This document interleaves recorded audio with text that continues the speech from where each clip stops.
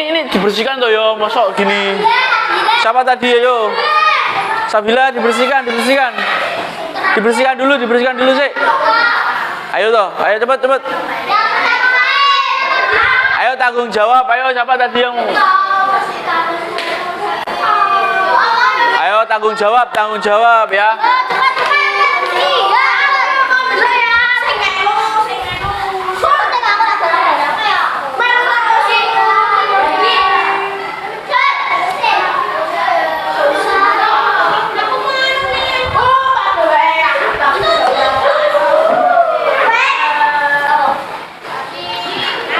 Kalau sudah, sekarang pelajarannya bahasa Indonesia.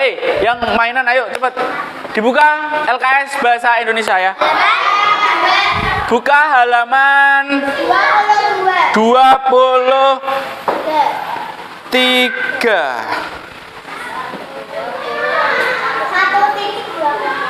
Kata makna kata dalam teks.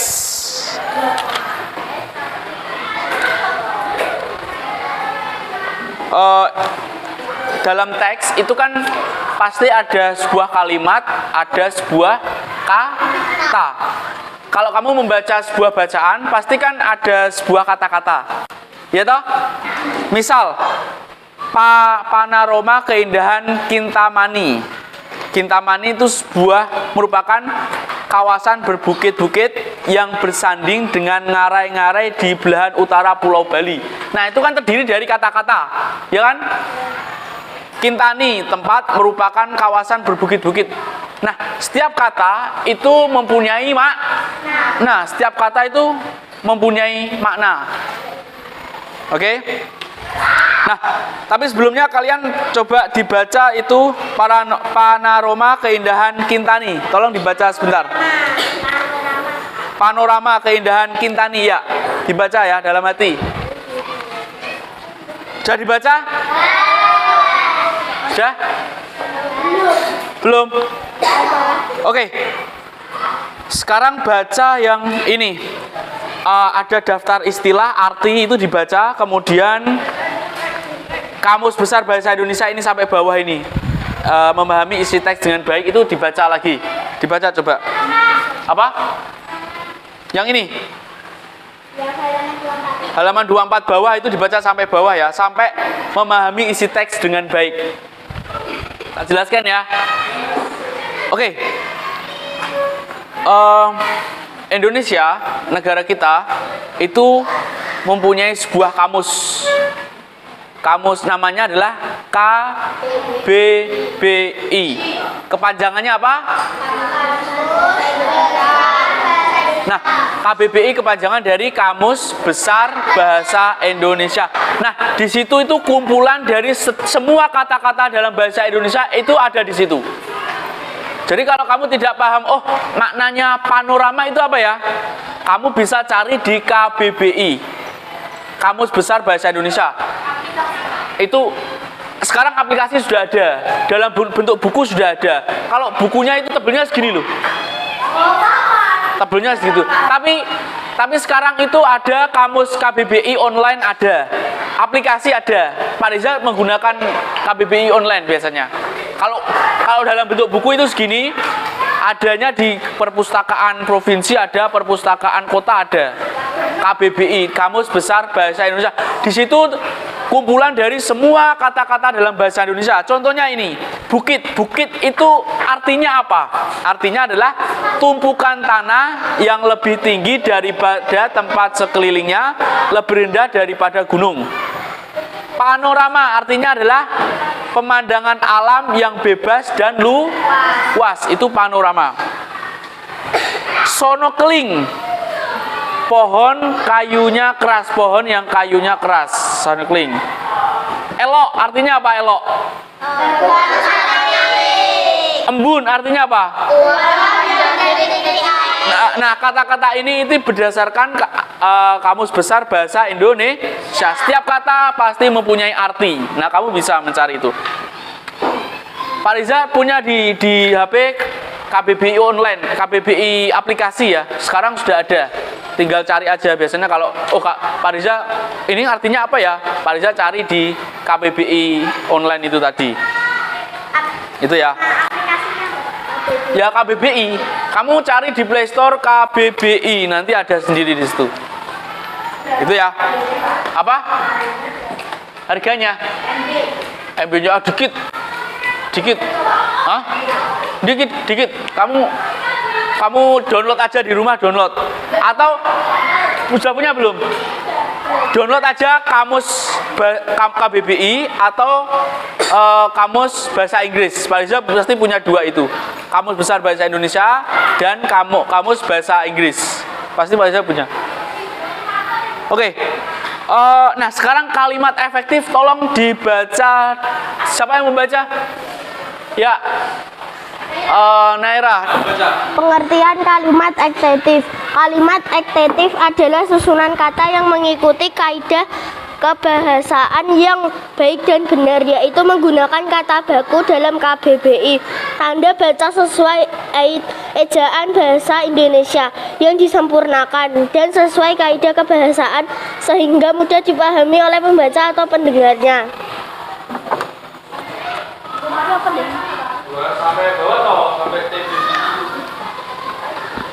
Dua prinsip kalimat ekstetif. Sebuah kalimat dikatakan ekstetif apabila memenuhi prinsip-prinsip berikut.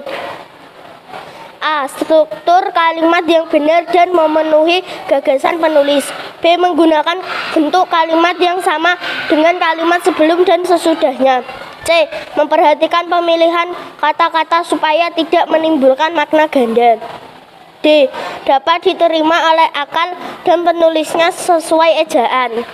3. Membuat kalimat ekstetif.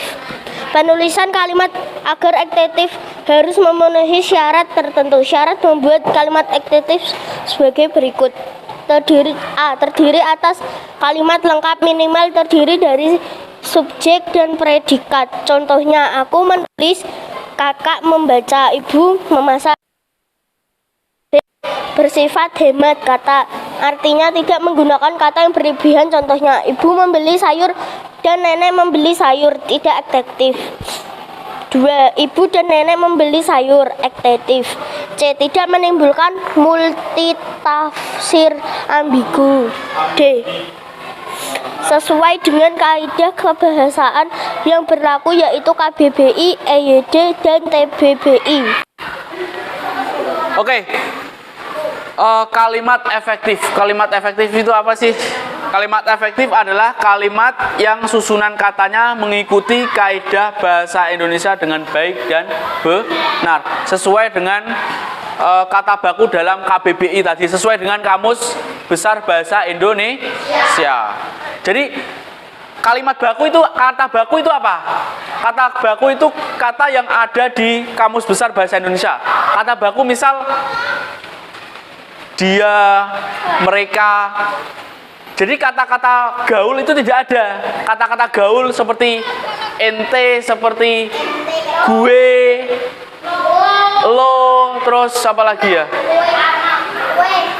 Slebeu misalnya. Gak ada di KBBI, gak ada. Adanya kata-kata yang sesuai dengan kamus bahasa Indonesia.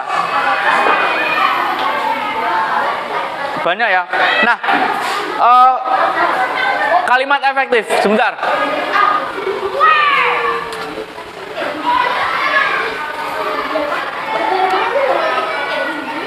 Membuat kalimat efektif.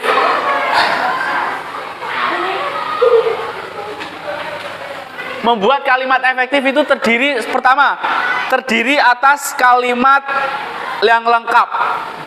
Kalimat yang lengkap minimal subjek dan predikat. Subjek itu adalah pelaku, predikat adalah kata kerja. Contohnya adalah Asifa sedang memasak. Nah, itu sudah kalimat efektif ya. Itu sudah kalimat efektif. Asifa itu adalah kalimat subjek, Asifa adalah subjek, dan memasak adalah predikat. Nah, terdiri dari itu sudah kalimat efektif. Kemudian bersifat hemat kata. Contohnya begini. Asifa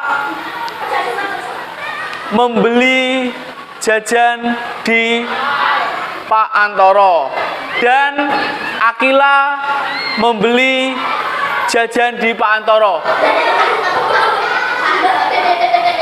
Nah, itu kata-kata yang tidak hemat. Kalau kalimat efektifnya mana? Kalau kalimat efektifnya, Asifa dan Akila membeli jajan di Pak Antoro. Nah, itu kalimatnya singkat dan jelas. Kalau kepanjangan, itu namanya tidak efektif. Hemat kata. Terus tidak menimbulkan multitafsir atau ambigu. Ya, ambigu itu multitafsir, tafsirnya banyak. Contohnya begini. Dia menggoreng berita. Ya. Berita. Lah ya, menggoreng itu maknanya banyak.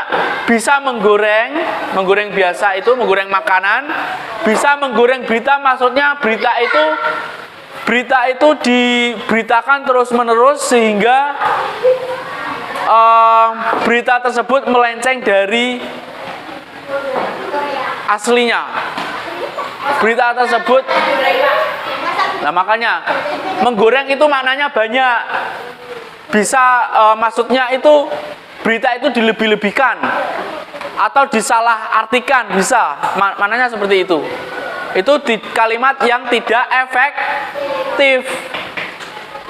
Kalau kalimat efektif ya, misal Revi sedang memasak makanan di dapur. Nah, itu jelas, ya kan, memasak makanan. Kemudian sesuai dengan kaedah kebahasaan yang berlaku, yaitu KBBI, EYD, dan TBBI. KBBI yaitu Kamus Besar Bahasa Indonesia. Kalau EYD sesuai dengan ejaan bahasa Indonesia yang disempurnakan, EYD itu. Kalau TBBI nggak tahu Pak Reza apa itu, ya kan? Nah, sekarang yang ayo berlatih itu dikerjakan 1 sampai 5. Apa? Sabana. Nomor 3 mana?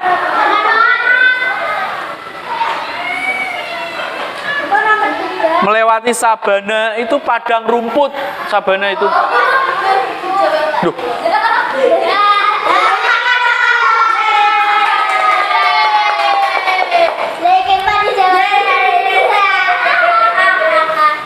Tapi belum tentu loh Pak Riza, belum buka Kamus Besar Bahasa Indonesia loh. Ini Pak ya. Apa? Karaoke so ya? Karaoke bisa. Ya bisa-bisa aja, tapi belum pernah tak coba. Sekarang banyak musiknya, musik itu gitu-gitu ya, tanya bisa. Iya. Kalau musiknya kan